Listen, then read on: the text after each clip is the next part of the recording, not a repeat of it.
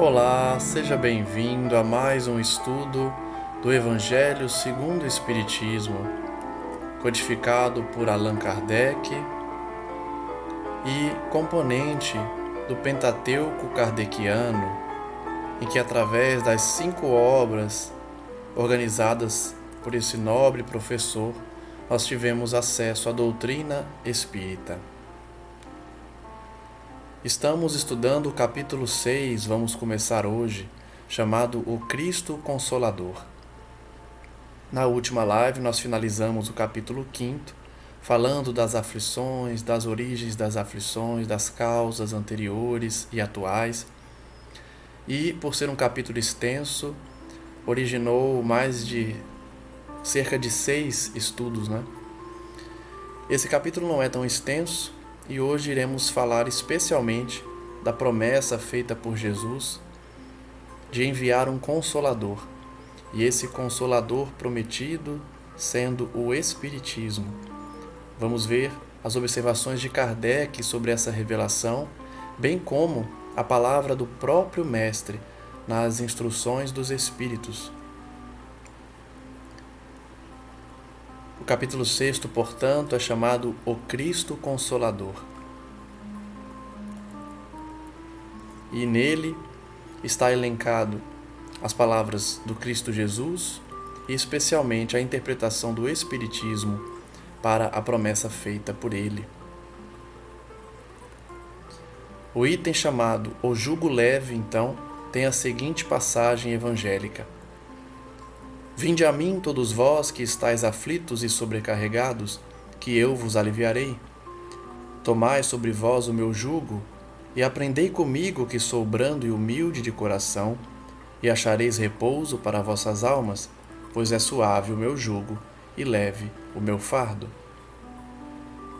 Kardec então comenta essa passagem dizendo: todos os sofrimentos, misérias, decepções, dores físicas, perda de seres amados, encontram consolação em a fé no futuro, em a confiança na justiça de Deus, que o Cristo veio ensinar aos homens.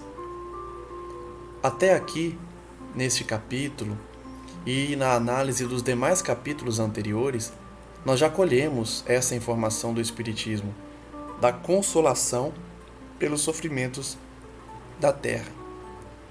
Porque, especialmente no capítulo anterior, que trata das aflições atuais e anteriores, nós aprendemos com o Espiritismo que todos os sofrimentos têm causa na nossa própria conduta, seja ela nessa encarnação ou nas anteriores. E essa doutrina consegue então demonstrar as explicações mais racionais para os sofrimentos que os homens passam, que não encontram muitas vezes em outras religiões. Assim, Kardec, é claro, ao comentar essa passagem do Cristo, que convida os sofredores a terem com ele para receberem o alívio e o amparo. Todos os sofrimentos encontram consolação nessa fé na vida futura, nessa confiança que temos de que Deus é justo, de que não há injustiça na lei. E o Cristo veio ensinar isso a nós todos. Ele prossegue: sobre aquele que, ao contrário, nada espera após esta vida, ou que simplesmente duvida, as aflições caem com todo o seu peso, e nenhuma esperança lhe mitiga o amargor. Sabemos que o Espiritismo traz a explicação, e quem não crê nessa vida após a vida, ou duvida dessa realidade, sofrem mais. Levando então o Cristo a dizer: vinde a mim, todos vós que estáis fatigados, que eu vos aliviarei. Kardec então diz: entretanto, Jesus diz isso, porém faz depender de uma condição a sua assistência e a felicidade que promete aos aflitos. Essa condição está na lei por ele ensinada. Seu jugo é a observância dessa lei. Mas esse jugo é leve e a lei é suave, pois que apenas impõe como dever o amor e a caridade. Então vejam que a promessa do Cristo vem acompanhada de uma exigência que não é difícil de ser cumprida. Seguir a lei de Deus é a única condição para atingirmos essa felicidade prometida. E quem desejar carregar esse jugo, que é a observância da lei, esse fardo, ele já explica que o fardo é leve, a lei é suave, porque só pede de nós a prática do dever, do amor e da caridade. Kardec então trata do Consolador prometido, ou seja, o Consolador que Jesus prometeu enviar nessa passagem. Se me amais, guardai os meus mandamentos, e eu rogarei a meu Pai, e ele vos enviará outro Consolador, a fim de que fique eternamente convosco, o Espírito de verdade. Então vejam, Jesus prometeu enviar outro Consolador. O seu Pai iria enviar, Deus, nosso Pai.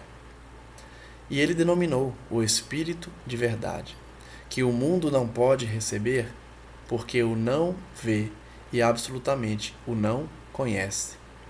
Mas quanto a vós, conhecê-lo-eis, porque ficará convosco e estará em vós.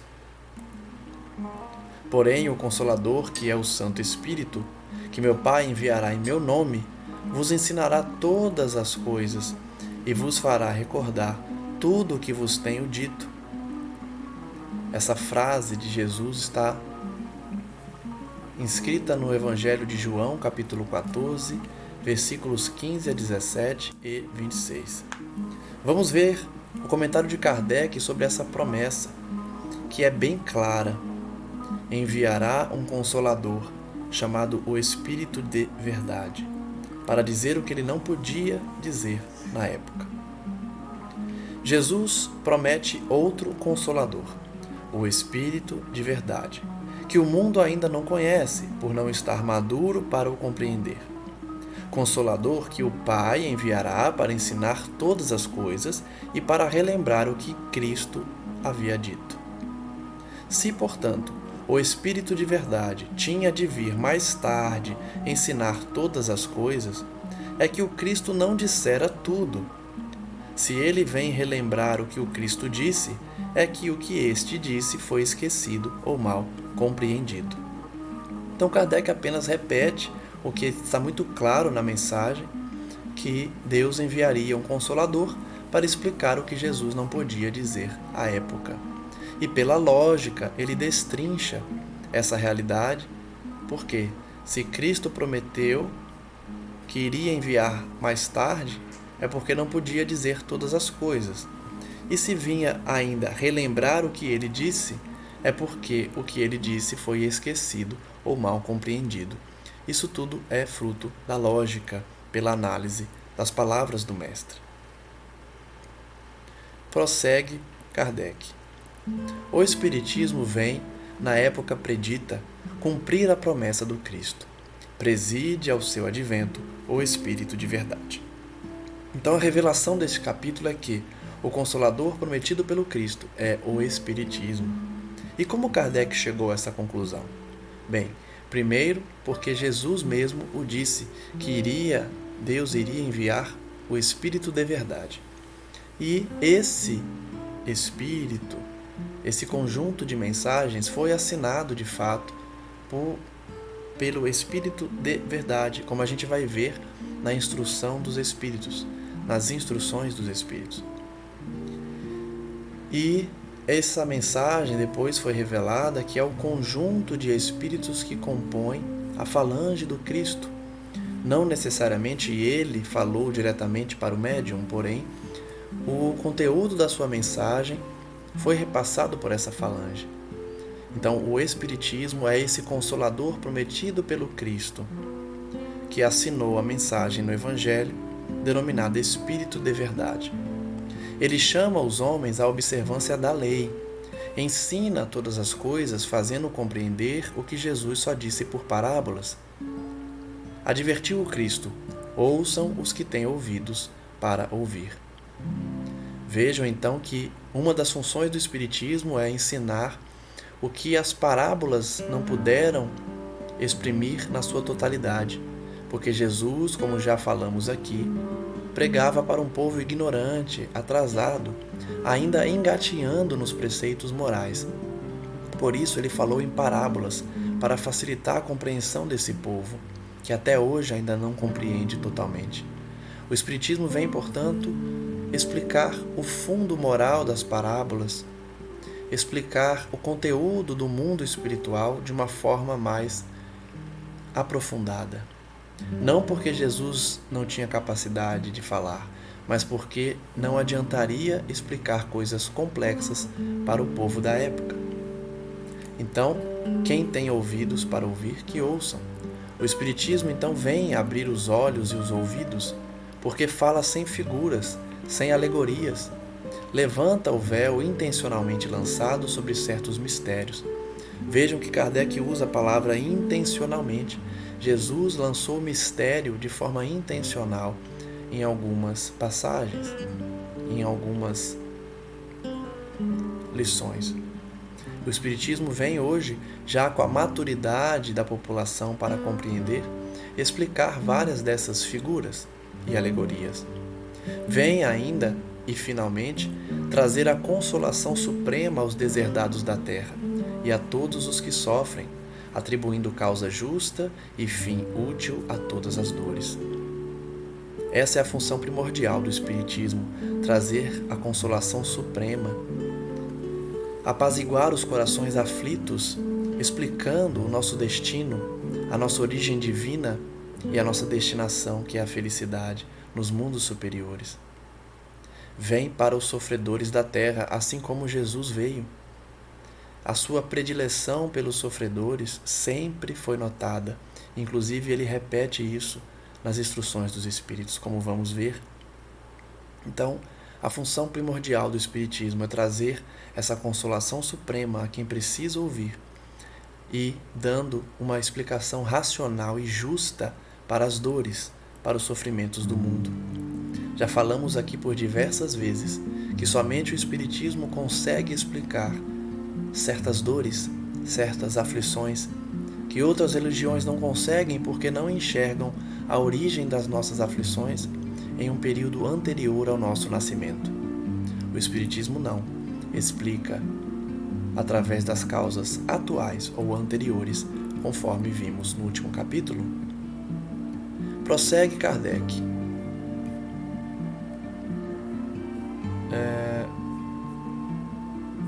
Pulou aqui um pouco, mas vamos achar.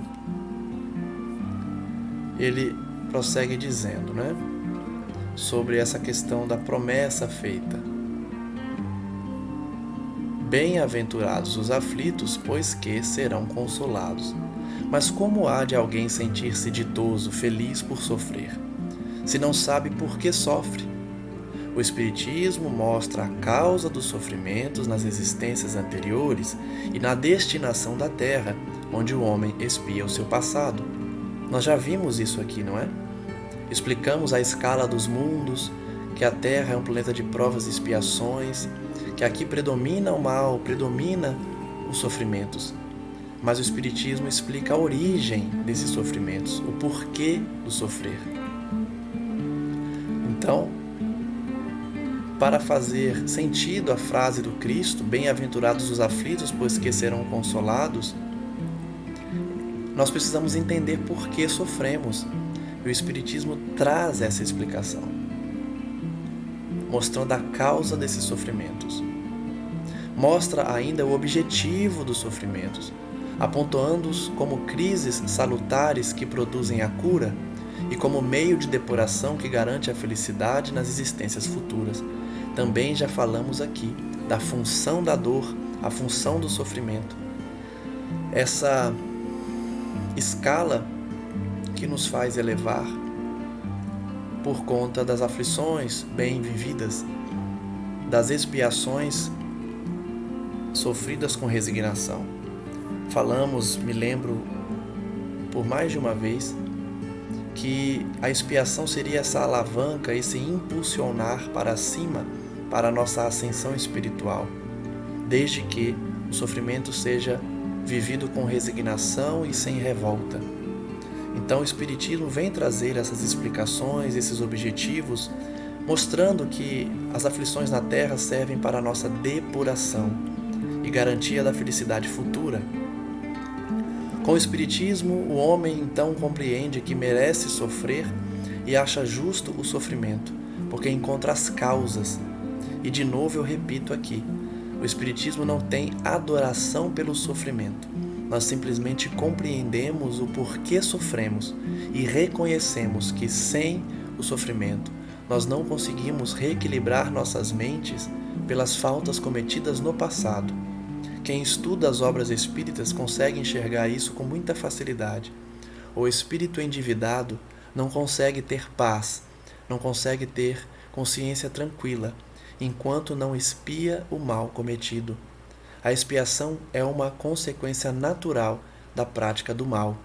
Por isso que o espírita tem essa fé, tem essa crença, essa certeza de que todo mal será reparado no futuro, seja nessa encarnação, seja em outra.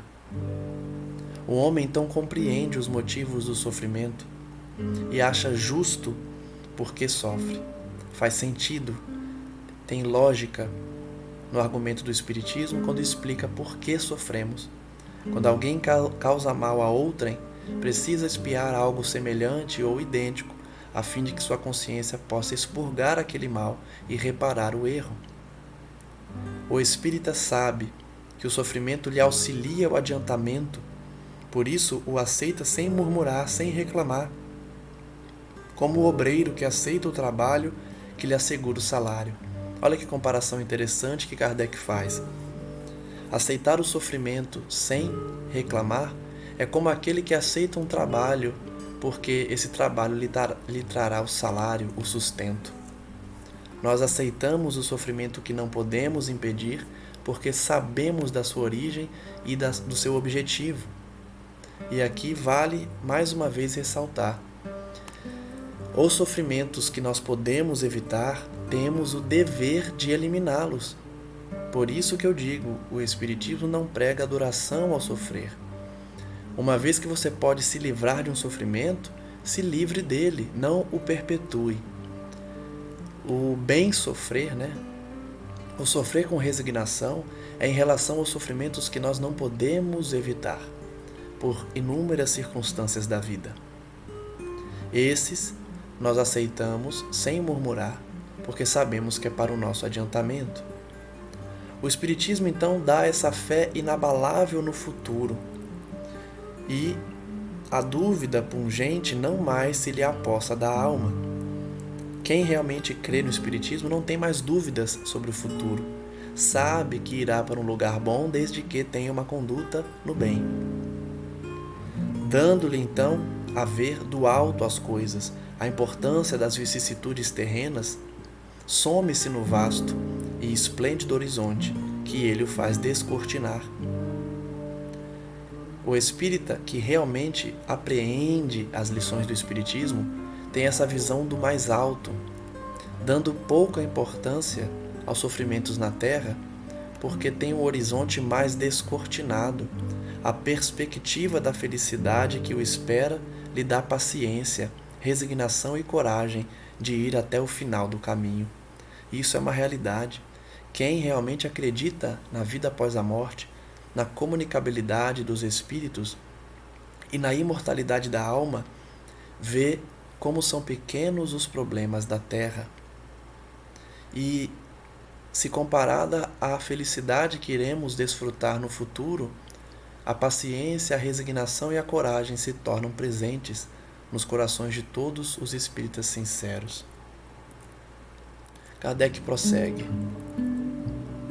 Assim, o Espiritismo realiza o que Jesus disse do Consolador prometido: conhecimento das coisas, fazendo que o homem saiba de onde vem, para onde vai e por que está na terra. Atrai para os verdadeiros princípios da lei de Deus e consola pela fé e pela esperança. esse parágrafo resume bem o que é o Espiritismo e qual a sua função.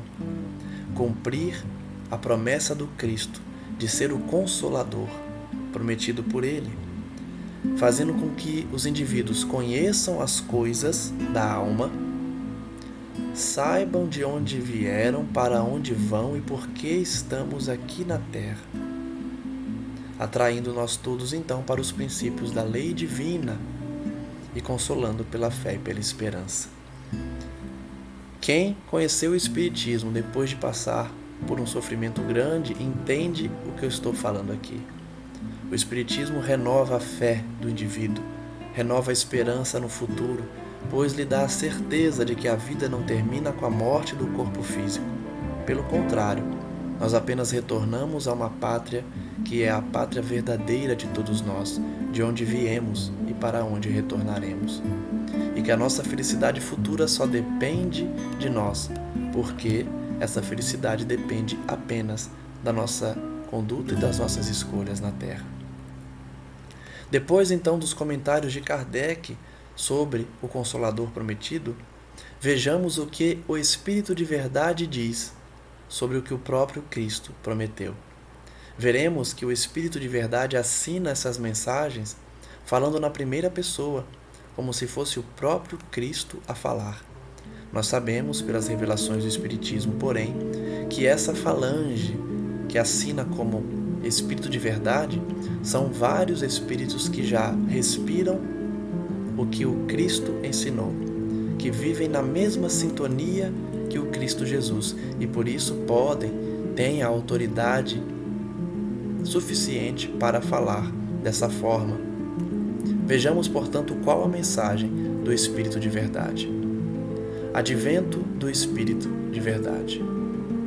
Venho, como outrora, aos transviados filhos de Israel, trazer-vos a verdade e dissipar as trevas. Escutai-me.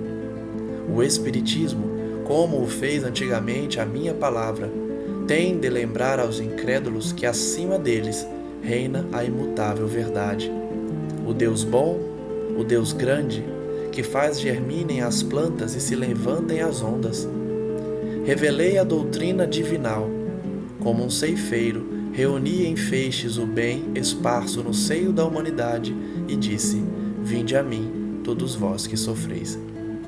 Vejam então que a primeira mensagem das instruções dos Espíritos trata-se de uma mensagem direta do próprio Cristo, através daqueles Espíritos que sintonizam com Ele e detinham essa autorização para falar em nome dele.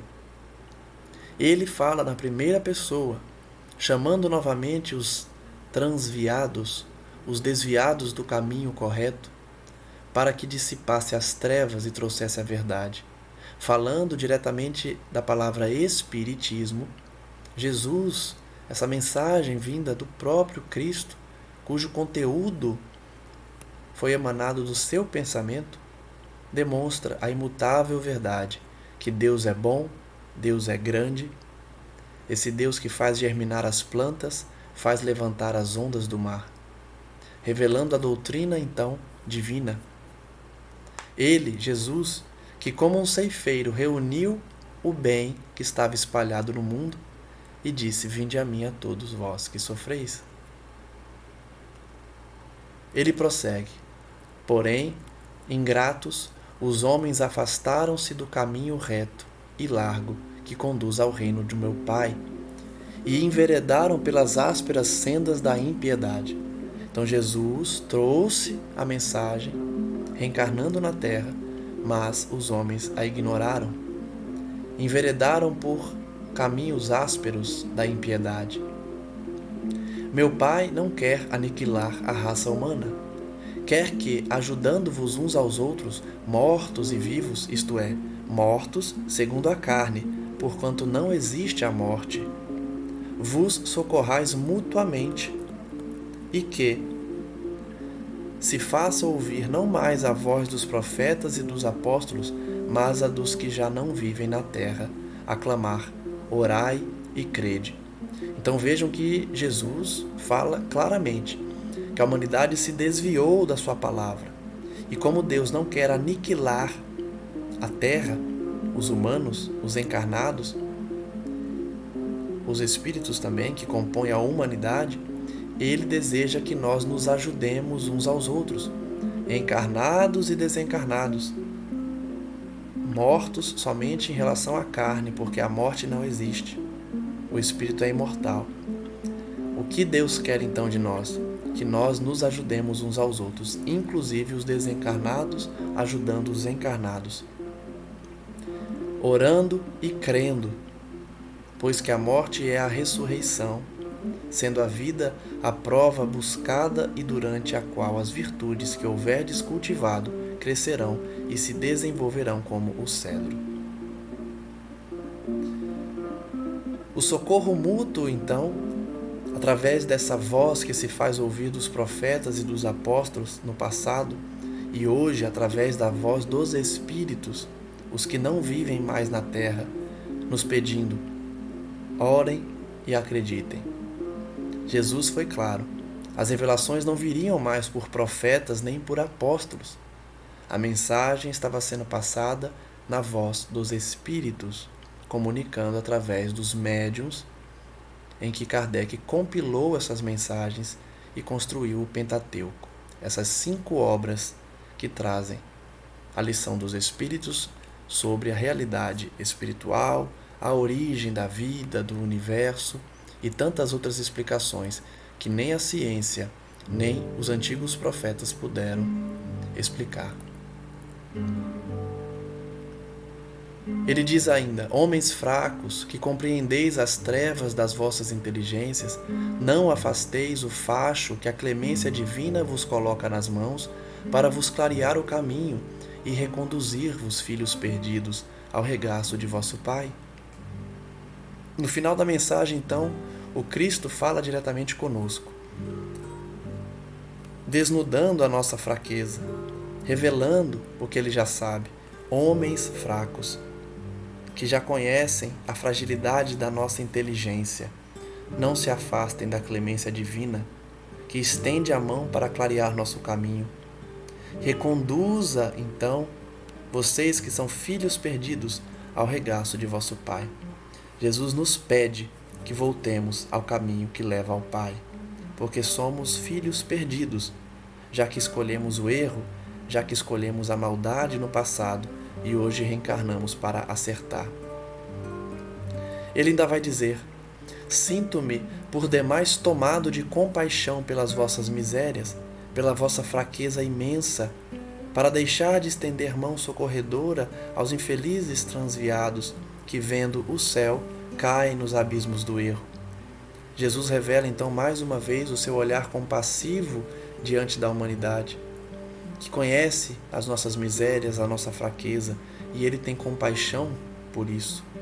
Por isso disse ao Pai para ter piedade, para perdoar, porque nós não sabemos o que fazemos até hoje.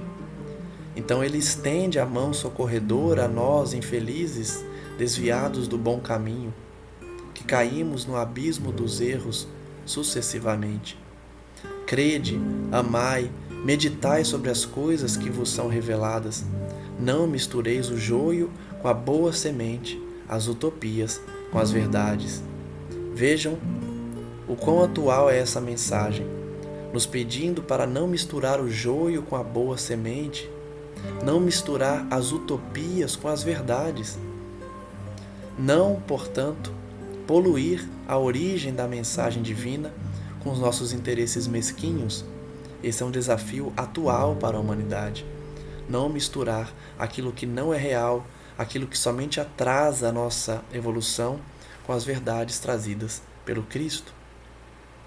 E aí ele vai dar uma mensagem direta aos espíritas. Essa frase que ficou marcada, que todo espírita conhece: espíritas, amai-vos, este o primeiro ensinamento, instruí-vos, este o segundo. Veja que é simples a mensagem do Cristo. Temos que nos amar e temos que nos instruir, estudar o que estamos fazendo aqui. No cristianismo encontram-se todas as verdades. São de origem humana os erros que nele se enraizaram. Nós já falamos isso aqui, inclusive em outros estudos. A mensagem divina sempre vem pura. São os homens que a mancham, que a poluem. Os erros que se enraizaram no cristianismo são de origem humana e não de origem divina.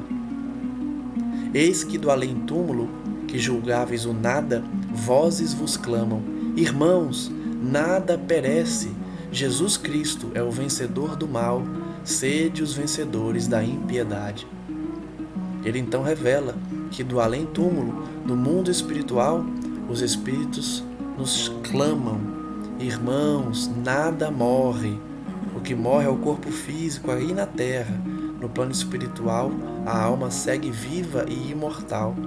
E o vencedor do mal é Jesus Cristo. Essa mensagem foi ditada em 1860 pelo Espírito de Verdade, que é esse grupo que fala em nome do Cristo. Em outra mensagem, no ano seguinte, vemos mais uma vez Jesus falando por intermédio dos médiuns.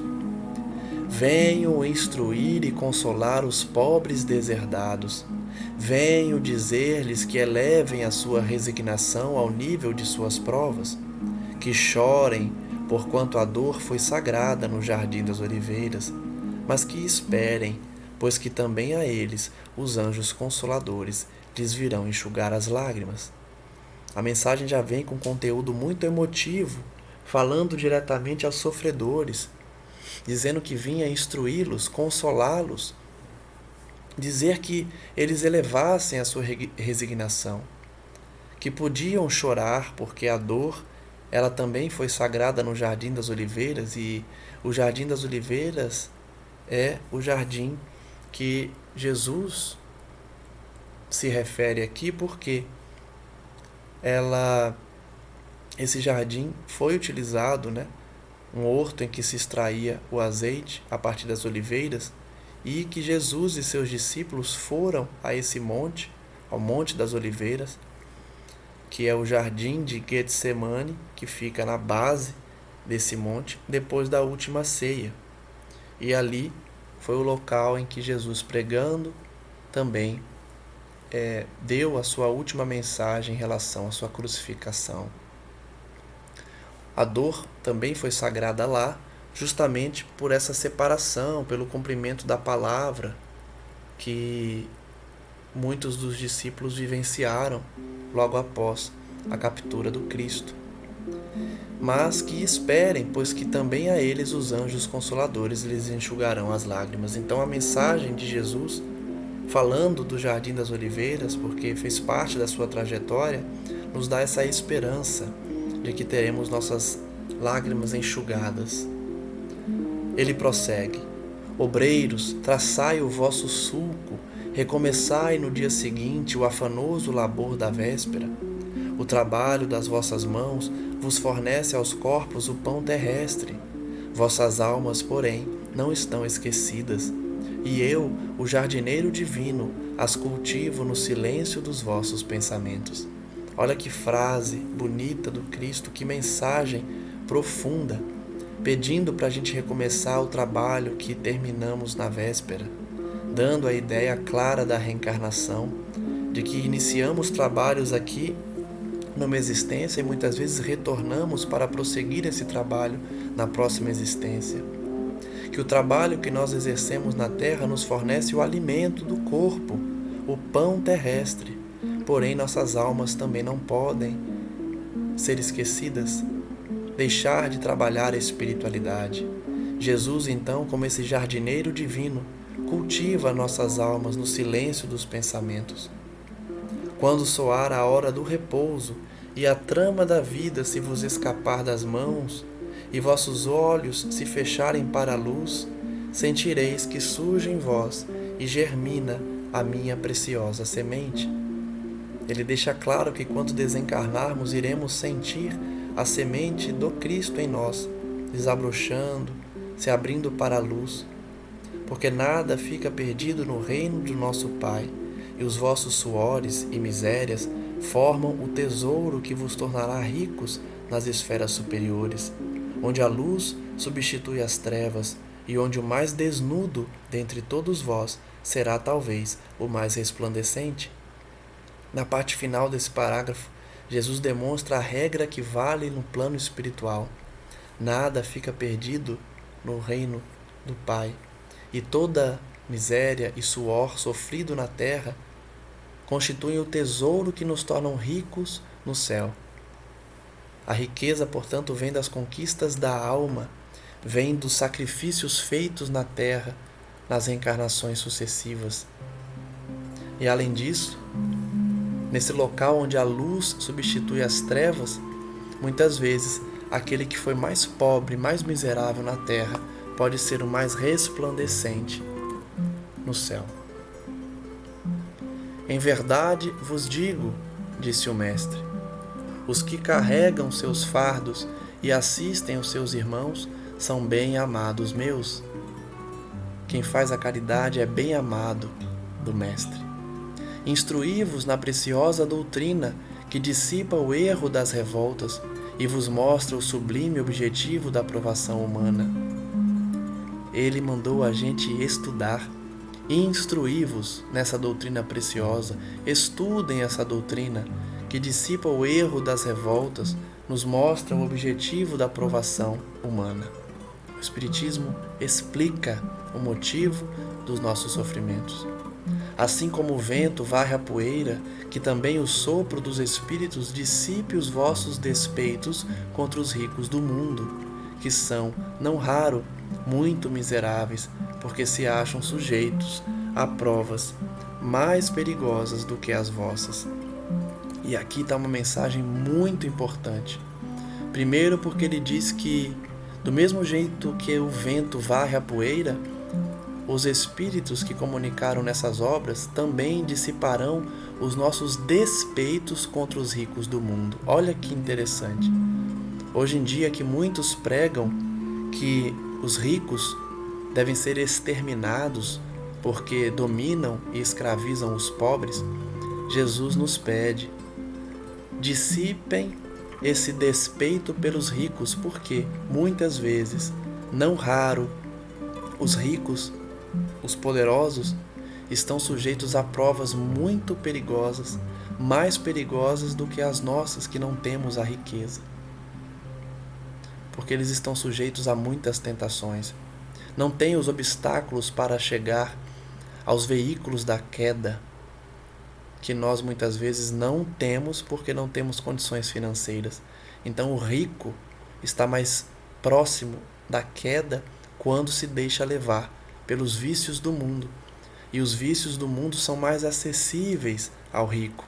Por isso Jesus falou claramente: o Espiritismo dissipa esse despeito contra os poderosos, contra os ricos do mundo, porque demonstra que muitos deles sofrem, mesmo que tenham as facilidades na terra, sofrem pelos conflitos emocionais e espirituais. Ele diz ainda: estou convosco e meu apóstolo vos instrui. Um apóstolo do Cristo encarnado instruía-nos pelo Espiritismo. Bebam na fonte viva do amor e preparem-se, cativos da vida, a lançar-vos um dia, livres e alegres, no seio daquele que vos criou fracos para vos tornar perfectíveis, e que quer modeleis vós mesmos a vossa maleável argila, a fim de serdes os artífices da vossa imortalidade. O final do parágrafo, portanto, nos pede que, com o estudo do Espiritismo, nós possamos beber dessa fonte viva de amor, nos preparando para a morte, nos preparando para a nossa destinação, que é o retorno à pátria espiritual, retornando então ao seio daquele que nos criou. Deus nos criou fracos para que nós nos aperfeiçoássemos, vida após vida, existência após existência, modelando então, através da imortalidade, as nossas almas. Essa mensagem foi ditada no ano seguinte, então, da última, 1861, pelo mesmo Espírito. Mais uma mensagem do Espírito de verdade. Sou o grande médico das almas, e venho trazer-vos o remédio que vos há de curar. Ele é bem claro ao falar na primeira pessoa, revelando ser o Cristo, ou ao menos, como foi revelado posteriormente, esse conjunto de mensagens dessa falange que escreveu em nome do Cristo, porque trazia consigo a mensagem pura do Mestre, sem qualquer alteração. O grande médico das almas, portanto, que é o Cristo, trouxe o remédio para a cura. Os fracos, os sofredores, os enfermos são os meus filhos prediletos. Jesus sempre teve esse bem-querer para os sofredores, os doentes, tanto da alma quanto do corpo. Venho salvá-los, disse ele. Vinde, pois, a mim, vós que sofreis e vos achais oprimidos, e sereis aliviados e consolados. Não busqueis alhures a força e a consolação, pois que o mundo é impotente para dá-las. A mensagem é clara, nós já conhecemos que o Evangelho do Cristo é o único capaz de preencher a nossa alma, esse vazio que todos sentem, que o mundo oferece não pode fornecer esse preenchimento dos sentimentos, das emoções que elevam o espírito. Deus dirige um supremo apelo aos vossos corações por meio do Espiritismo. Escutai-o. Ele é claro ao afirmar o Consolador, prometido como sendo o Espiritismo. Extirpados sejam de vossas almas doloridas a impiedade, a mentira, o erro e a incredulidade. São monstros que sugam o vosso mais puro sangue e que vos abrem chagas quase sempre mortais. Que no futuro, humildes e submissos ao Criador, pratiqueis a sua lei divina. Amai e orai, sede dóceis aos Espíritos do Senhor, invocai-o do fundo de vossos corações. Ele, então, vos enviará o seu Filho bem-amado para vos instruir e dizer estas boas palavras: Eis-me aqui, venho até vós, porque me chamastes. Então, uma mensagem bem simbólica, mas que demonstra que Jesus atende o nosso chamado, que Deus não abandona seus filhos e que basta pedirmos que Ele enviará o seu Filho, seja qual for a nossa necessidade, desde que seja da vontade dEle e pertinente à nossa evolução. Abandonemos, portanto, essas chagas que sugam as nossas virtudes, os nossos momentos de reflexão e que podem nos levar à queda, para que no futuro estejamos humildes e submissos a Deus e pratiquemos a sua lei divina. No mesmo ano foi dada essa mensagem, 1861, pelo Espírito de Verdade. Vamos então para a última mensagem dessa entidade, que já foi revelado que é o conjunto de espíritos que atuam em nome do Cristo, que vai dizer: Deus consola os humildes e dá força aos aflitos que lhe a pedem. Seu poder cobre a terra e por toda parte, junto de cada lágrima, colocou ele um bálsamo que consola. Essa característica de Deus está presente nas obras espíritas também, quando relatam os casos que vemos na espiritualidade. Maria Santíssima, Jesus Cristo e Deus nunca abandona os seus filhos sofredores, especialmente aqueles mais equivocados como os suicidas, colocando um bálsamo que consola sempre, dando força aos aflitos, consolando os humildes. Por isso a necessidade de arrependimento sincero daquele que errou. A abnegação e o devotamento são uma prece contínua e encerram um ensinamento profundo. Vejam que interessante, prece contínua.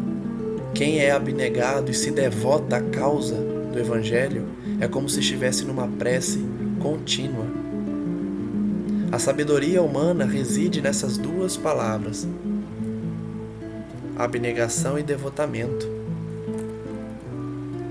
Possam todos os espíritos sofredores compreender essa verdade, em vez de clamarem contra as suas dores, contra os sofrimentos morais que neste mundo vos cabem em partilha. Vejam que a mensagem é muito repetida nesse sentido. Entender o porquê dos sofrimentos, aceitar aqueles sofrimentos que nós não podemos apagar, sofrer com resignação, com abnegação, com devotamento, ao invés de nos revoltarmos contra essas dores, contra esses sofrimentos morais. Jesus então prossegue nos pedindo: tomais, pois, por divisa essas duas palavras, devotamento e abnegação, e sereis fortes, porque elas resumem todos os deveres que a caridade e a humildade vos impõem. Reflitamos então sobre essas duas palavras, devotamento e abnegação. Devotar-se à causa do bem, ser abnegado, aceitar a vontade divina. Se resume então todos os deveres da caridade e da humildade nessas duas palavras, porque somente pode ser devotado e abnegado quem é caridoso e humilde. O sentimento do dever cumprido, então, vos dará repouso ao espírito e resignação. Nós sabemos dessa realidade. Quem cumpre com seus deveres tem, de fato, esse sentimento de dever cumprido, tem essa calma, essa tranquilidade e essa resignação. O coração bate melhor, a alma se asserena, fica mais tranquila e o corpo se forra aos desfalecimentos. Por isso que o corpo tanto mais sofre, quanto mais profundamente o espírito é atingido. Olha que interessante essa última informação. Quem cumpre com seus deveres tem essa paz de consciência, paz de espírito.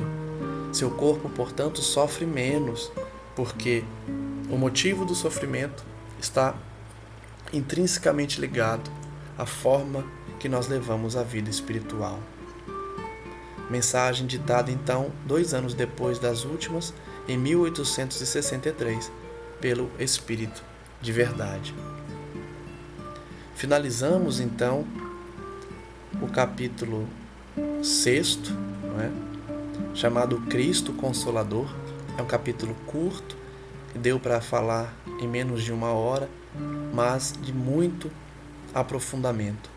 Lições riquíssimas, porque trazem a realidade do Espiritismo como o Consolador prometido pelo Cristo e, além disso, a mensagem direta de Jesus nas páginas do Evangelho, revivendo as suas lições, os seus ensinamentos que já estão nas parábolas e nas frases elencadas no Evangelho, mas agora revelando um pouco mais, de acordo com a evolução da ciência, do intelecto humano, que nos permite compreender de uma forma melhor as explicações do perispírito, da lei da reencarnação, da lei de causa e efeito, da comunicabilidade dos espíritos, da pluralidade dos mundos e das existências, e tantos outros conceitos que o Espiritismo vem atualizar, trazer de uma forma mais aprofundada, que Jesus não poderia dizer à época senão sob forma de parábolas,